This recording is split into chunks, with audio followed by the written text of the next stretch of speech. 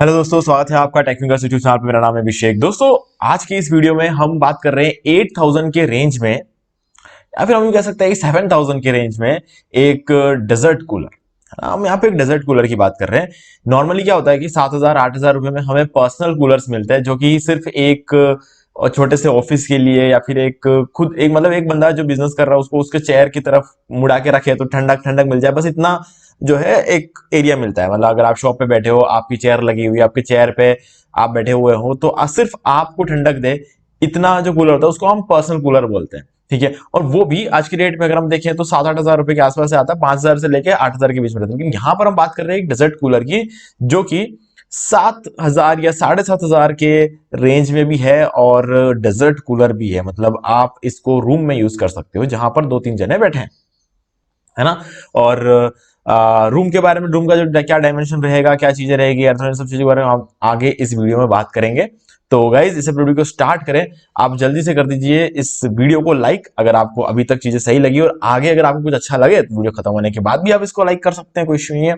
ठीक है। और इस कूलर का लिंक आपको डिस्क्रिप्शन में मिल जाएगा। अगर आपको सब कुछ सुनने के बाद अगर आपको लगता है कि ठीक है ये कूलर अच्छा है, अगर आप परचेज करना चाहते हो तो लिंक डिस्क्रिप्शन में मिल जाएगा। या फिर आप प्राइस नोट कर लो, मॉडल नेम नोट कर लो, और ऑफलाइन जाके चेक कर लो, क्योंकि मैंने भी यही किया। मैं ऑफलाइन जाके देख के आया इस कूलर को, और पूरा मैंने मतलब जो है इन हैंड फील एक तरीके से मैंने इसको देखा। तो मुझे ऐसा लग रहा है कि इस कूलर की जो बिल्ड क्वालिटी है, इसका जो कलर है और इसकी जो फिनिशिंग है, बाकी सारी चीजें बहुत अच्छी लगी मुझे। एयर थ्रो भी काफी अच्छा लगा, चला के देखा था मैंने इसको। तो इसीलिए उसके बेसिस पे मैं ये वीडियो बना रहा हूँ यहाँ पे। तो गाइज, मैंने इसका पूरा फील लेकर आ चुका हूं। अगर आप जो है मेरी बातों से अगर सेटिस्फाई होकर इसे ऑनलाइन खरीदना चाहते हो तो खरीद सकते हो, लेकिन आपको अगर लगता है कि नहीं, आपको खुद को भी फील लेना है, दुकान पे जाके देखना है, तो आप मॉडल नेम नोट करके दुकान पे जाके देख सकते हो। ठीक है। तो चलो, ये है क्रॉम्पटन का कूलर।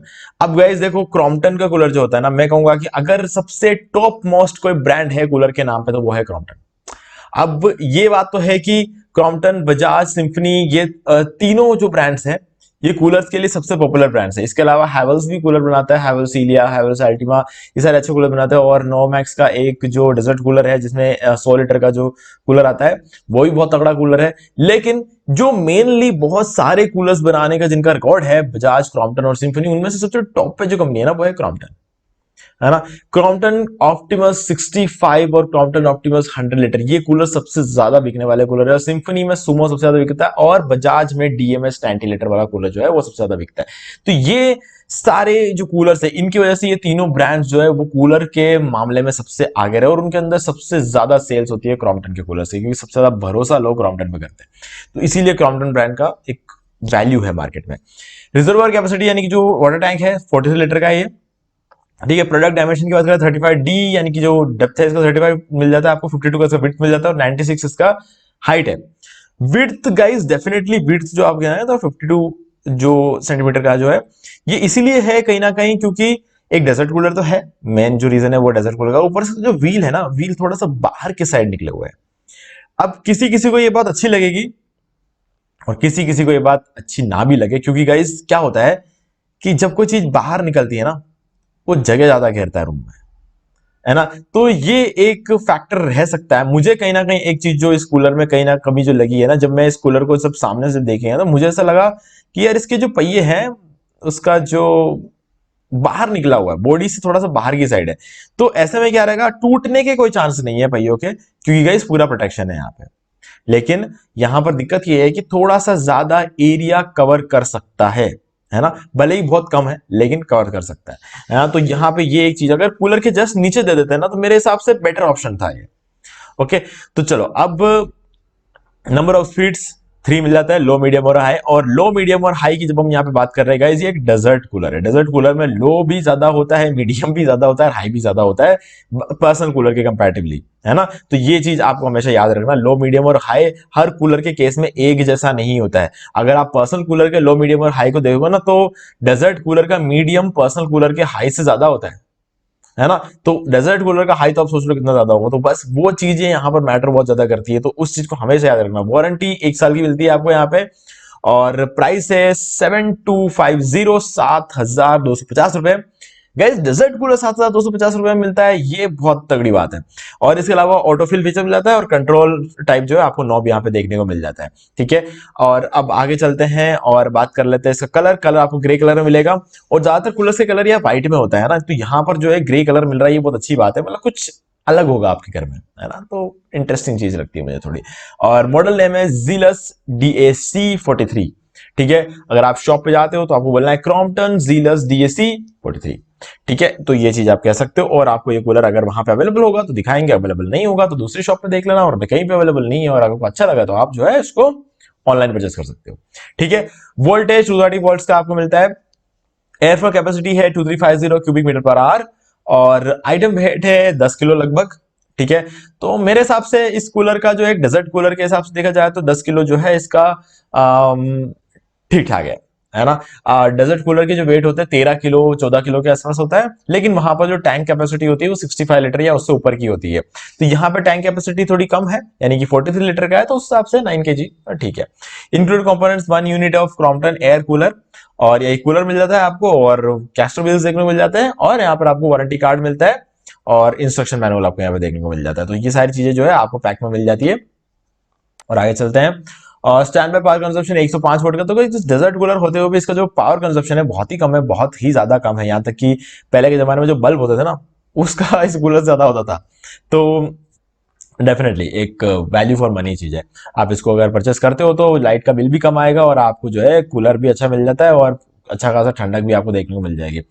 फॉरवर्ड रिफ्लेक्शन है। अब कई एक बात ध्यान रखना, गर्मी बढ़ चुकी है, वेंटिलेशन बहुत अच्छा रखना पड़ेगा। अगर आपको कूलर से कूलिंग चाहिए तो वेंटिलेशन, भले आप कितना ही बड़ा डेजर्ट कूलर लेकर आ जाओ, अगर आपको कूलिंग चाहिए तो आपको वेंटिलेशन अच्छे रखने पड़ेंगे। रूम में कोई ऐसी जगह होनी चाहिए जहां पर एयर आए और निकल जाए, है ना, इस चीज का आपको ध्यान रखना है। अगर आप खिड़की के बाहर रखते हो तो ध्यान रखना कि दूसरे साइड एक वेंटिलेशन जरूर हो, ताकि आपको जो है रूम में ह्यूमिडिटी कम हो। हालांकि ह्यूमिडिटी कंट्रोल वगैरह देखने को मिलता है बहुत सारे कूलर्स में, ठीक है, लेकिन फिर मैं आपको ये बात बोलूंगा कि वेंटिलेशन थोड़ा सही रखना, ताकि कूलिंग आपको अच्छी खासी देखने को मिले। नहीं तो क्या, तो चिपचिप होने लग जाता है, मतलब जो ह्यूमिडिटी की वजह से हमें ऐसा लगता है कि ऐसा बॉडी पूरा चिपक रहा है, वैसे वाला सीन रह जाता है, कपड़े अपन से शरीर से चिपकते हैं, तो वो चीज आपको देखने को मिलती है कूलर के केस में। तो अगर वो नहीं चाहिए तो गाइस वेंटिलेशन अच्छा रखना, ठीक है। हनीकॉम कूलिंग पैड्स है। हनीकॉम कूलिंग पैड्स के बारे में बहुत सारी वीडियो बता चुका हूं गाइस। हनीकॉम कूलिंग पैड सबसे बेस्ट टेक्नोलॉजी है मेरे हिसाब से, क्योंकि देखो पहले वाले जो वूल पैड्स है उनको पूरी तरीके से पानी को ऑब्जर्व करने में, गीले होने में थोड़ा टाइम लगता था। यहाँ पर 30 सेकंड के अंदर अंदर पूरा हनीकॉम पैड्स गीला होकर ऑब्जर्व कर लेता है पानी को। उसके बाद जो पानी उसमें से निकलता है ना, उसको जल्दी से ऑब्जर्व नहीं करता है, तो इससे क्या होता है कि उस पानी को वो होल्ड करके रखता है। होल्ड करके रखने की वजह से आपको ज्यादा देर तक ज्यादा ठंडक आपको देखने को मिलती है, ठीक है। तो ये चीज जो है हनीकॉम पैड की मुझे सबसे ज्यादा अच्छी लगती है, और एंटीबैक्टीरियल फीचर्स भी होते हैं हनीकॉम पैड्स में, जो कि बहुत ही कमाल की चीज है। ह्यूमिडिटी कंट्रोल आपको देखने को मिल जाता है, क्योंकि आप उस ह्यूमिडिटी को कंट्रोल कर सकते हो। हालांकि मैं कहूंगा कि ह्यूमिडिटी कंट्रोल वगैरह सारी चीजें ठीक है, लेकिन फिर भी वेंटिलेशन बहुत ज्यादा जरूरी है। एयर थ्रो 50 फीट का है, तगड़ा, और गाइस सही बात है, मैंने इसको चेक किया है और एयर थ्रो काफी अच्छा है इसका। फ्लोर एरिया आपको 280 स्क्वायर फीट का मिलता है। मैं कहूंगा कि 300 350 स्क्वायर फीट के रूम के लिए ये बहुत ही बढ़िया कूलर है ना। 350 स्क्वायर फीट के लिए आपको इससे ऊपर जाने की जरूरत नहीं है। 350 अगर ऊपर चला जाता है रूम, तो आपको डेफिनेटली 65 लीटर वाले कूलर की तरफ मूव करना चाहिए। तो मेरे सब वही ठीक रहेगा, क्योंकि उसके बाद 60-50 के रेंज में ढूंढने का कोई मतलब नहीं निकलता। फिर आप उसको 65 लीटर का कोई कूलर ले लो तो वो ज्यादा बेटर रहेगा। एवर लास्ट पंप है, ड्यूरामाराइन पंप मिल जाता है आपको इसके अंदर, जिसके अंदर इंसुलेशन अच्छी होती है, और इस वजह से पंप जो 6-7 साल तक पंप को कोई दिक्कत आती नहीं है। फुली कोलैप्सिबल लोअर से आप देख सकते हो, क्रॉम्पटन के कूलर जितने भी बनते हैं ना, उन सभी के अंदर आपको फुली कोलैप्सिबल लोअर्स देखने को मिलते हैं, यानी कि जो आगे का जो एयर थ्रोइंग एरिया है वो पूरी तरीके से क्लोज हो जाता है। जैसे कि आप इस वीडियो फोटो में देख सकते हो, जो व्हाइट एरिया है ना, वो पूरी तरीके से बंद है, ठीक है। जब कूलर यूज में नहीं आ रहा है तो आप इसको पूरा बंद करके रख सकते हो, ताकि इंसेक्ट्स धूल मिट्टी वगैरह अंदर ना जाए। तो ये एक बहुत अच्छी बात रहती है। और वाटर लेवल इंडिकेटर आपको यहाँ पे सामने की तरफ देखने को मिल जाता है, लो मीडियम जो है आप इसको यहाँ पे देख सकते हो। तो आप इसको अच्छी तरीके से मॉनिटर करते रहना, क्योंकि मतलब सुबह के टाइम आप पहले कुछ करो नहीं करो, रात को सोने से पहले आप जरूर देख लेना कि टैंक फुल हो, है ना, क्योंकि सुबह तक अगर कूलर चलता है तो टैंक खाली नहीं होना चाहिए कभी भी। टैंक खाली होता है तो एक तो ठंडी हवा नहीं आती है, और ऊपर से एकदम पूरी तरीके से पानी सूख गया ना तो पंप पे असर पड़ सकता है, ठीक है। क्योंकि ड्राई रन प्रोटेक्शन नहीं है, भले ही पंप इंसुलेटेड है, अच्छा है, 6-7 साल तक खराब नहीं होगा, लेकिन गाइस पंप खींचेगा क्या, पानी खींचेगा ना। अगर बिना पानी मिले अगर पंप यूं ही गर्म हो रहा है तो गर्म हो के भले ही पहले के टाइम पे जो पंप होता था ना, वो थोड़ी देर के लिए भी अगर पानी नहीं हो ना, मतलब जैसे 1 या 2 मिनट के लिए पानी नहीं हो, बिना पानी हो, तो वैसे ही जल जाता है। आज की डेट में 1 घंटा तक चल जाएगा, उससे ऊपर चल नहीं सकता, है ना। उसके बाद तो जल ही जाएगा। तो इसीलिए आपको ध्यान रखना है कि टैंक फुल रख के चलो, ठीक है, अगर इन केस किसी वजह से टैंक खाली भी हो गया ना सुबह, तो आपके उठने का टाइम हो जाना चाहिए। तो बस वो चीज है। तो इसीलिए 4 वे एयर डिफ्लेक्शन है, 43 लीटर का वाटर टैंक कैपेसिटी है, मोटर ओवरलोड प्रोटेक्टर मिल जाता है, इन्वर्टर कंपैटिबल है। इन्वर्टर कंपैटिबल चीज जो है ना, मुझे सबसे बढ़िया लगा कि इस प्राइस रेंज में, हालांकि इन्वर्टर कंपैटिबल आज के डेट में आपको जो है, अगर पर्सनल कूलर की बात कर लें तो 6000 के रेंज में भी आपको इन्वर्टर कंपैटिबिलिटी देखने को मिलती है। लेकिन गाइस, जब डेजर्ट कूलर मिल रहा है आपको 7500 के रेंज में, और उस टाइम पे अगर आपको इन्वर्टर कंपैटिबिलिटी देखने को मिलती है ना, तो गाइस ये बहुत ही बढ़िया चीज है। और हनीकॉम्ब पैड्स है, और सारी चीजें मैंने आपको यहाँ पे क्लियर कर दी है। अब बात कर लेते हैं, सबसे टॉप पे आपको आइस चैम्बर देखने को मिलता है। देख, ये चीज मुझे सही लगी कि यहाँ पर आइस चैम्बर ऊपर दिया गया है ना। आइस चैम्बर ऊपर देना ही सबसे ज्यादा बढ़िया लगता है। क्रॉम्पटन के कूलर ही ऐसे कूलर है जो आइस चैम्बर को सबसे ऊपर देते हैं। बाकी सारे कूलर जो है ना, सामने दाएं बाएं इधर उधर कहीं भी दे देते हैं, ठीक है। तो जब वो ऐसा करते हैं तो वहां पर क्या होता है कि आपको वाटर इनलेट भी वही होता है जहां पर आइस चैम्बर होता है। तो क्रॉम्पटन के कूलर में दो जगह पर वाटर इनलेट हो सकता है। एक तो आप आइस चैम्बर के थ्रू भी पानी भर सकते हो, दूसरा आप चाहो तो जो वाटर इनलेट का ऑप्शन होता है ना, उससे भी पानी भर सकते हो। तो दो दो एरिया जो है आपको जो पानी भर सकते हो। आप एक तरफ पाइप लगा दो वाटर इनलेट में, और अगर आपको एक्स्ट्रा पानी, जल्दी से पानी भरना है, तो जो है आप आइस चैम्बर में और एक्स्ट्रा पानी डाल सकते हो, तो वो जल्दी से कूलर में वो पानी भर जाएगा। तो मतलब ये एक अच्छा ऑप्शन रहता है। और सबसे बढ़िया चीज जो लगी ना, जब कोई कूलर छोटा बनता है तब क्या होता है, हनीकॉम्ब पैड्स सिर्फ पीछे लगते हैं, लेकिन इस कूलर में हनीकॉम्ब पैड्स तीनों साइड में है। तो यहां पर आपको ज्यादा कूलिंग देखने को मिलेगी। गाइस देखो, डेजर्ट कूलर है लेकिन ये छोटा है। बाकी कूलर, डेजर्ट कूलर के कंपैरेटिवली, बाकी जो डेजर्ट कूलर उनके कंपैरेटिवली छोटा है, लेकिन फिर भी लेफ्ट और राइट साइड में इन्होंने यहां पर हनीकॉम्ब पैड्स दिए, जिससे कि आपको ज्यादा कूलिंग देखने को मिलेगी।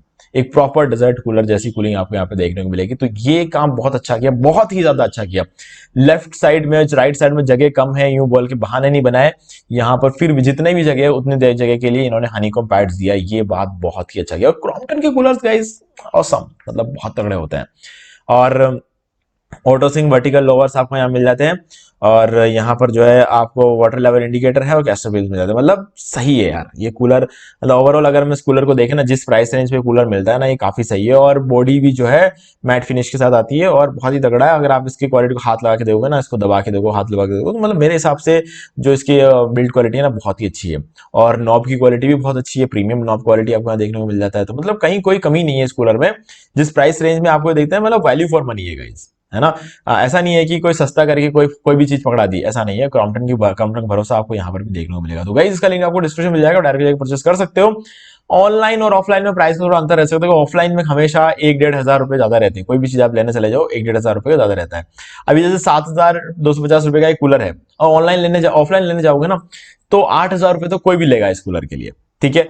क्योंकि अगर जैसे मान लो 13,000 का कूलर ऑनलाइन मिल रहा है, तो 15,000 रुपए ऑफलाइन मिलेगा। वैसे ये 7,500 का कूलर तो मतलब 8,000 रुपए के आसपास ऑफलाइन मिलेगा। तो मेरे हिसाब से 700-800 रुपए कोई इतनी बड़ी चीज नहीं है, लेकिन फिर भी अगर आप उसे बचाना चाहते हो तो ऑनलाइन आपके पास एक अच्छा ऑप्शन मिलता है। और अगर आप हमारे लिंक के थ्रू लेते हो, हम किसी न किसी तरीके से आप हमारे चैनल को सपोर्ट करते हो, और इससे आपको आने वाले टाइम में काफी फायदा होगा। क्योंकि आने वाले टाइम में आप हमें बोल सकते हो कि आपको इस पर्टिकुलर प्रोडक्ट को खरीदना है, इसका अनबॉक्सिंग और रिव्यू करके दो। हम उस प्रोडक्ट को खुद खरीदेंगे और आपको अनबॉक्सिंग और रिव्यू करके देंगे। बस उसके लिए आपको सपोर्ट बनाए रखना, हमारा चैनल लाइक करो, सब्सक्राइब करो, बेल आइकन को प्रेस करो, और हो सके तो हमारे लिंक के थ्रू परचेस करो, अगर आप परचेस करने वाले हो तो। क्योंकि दोनों ही केस में आपको पैसा तो उतना ही लगेगा, भले आप ऑफलाइन लो तो आपको ज्यादा लगेगा, ऑनलाइन के केस में भले आप हमारे लिंक के थ्रू लो, भले आप डायरेक्टली लो, दोनों ही केस में आपको पैसे एक जैसे ही लगने वाले हैं। तो अगर उसमें थोड़ा सा कमीशन अगर हमें मिल जाता है तो आपको वहां पे कोई नुकसान नहीं, लेकिन हमारा फायदा जरूर है, ठीक है। तो इसकी वजह से आपको आने वाले टाइम में प्रॉपर अनबॉक्सिंग और प्रॉपर रिव्यूज देखने को मिलेंगे, ठीक है गाइस। तो उम्मीद है कि आपको सारी चीजें क्लियर हो गई होंगी। कोई भी डाउट है तो कमेंट करके पूछ सकते हो। वीडियो लाइक जरूर कर दो, चैनल को सब्सक्राइब करके बेल आइकन जरूर प्रेस कर ले, क्योंकि इसी से हमारे आगे आने वाले वीडियोस की नोटिफिकेशन आपको मिलते रहेंगे। तो दोस्तों आज की वीडियो सिर्फ इतना ही, देखने के लिए आपका बहुत बहुत धन्यवाद।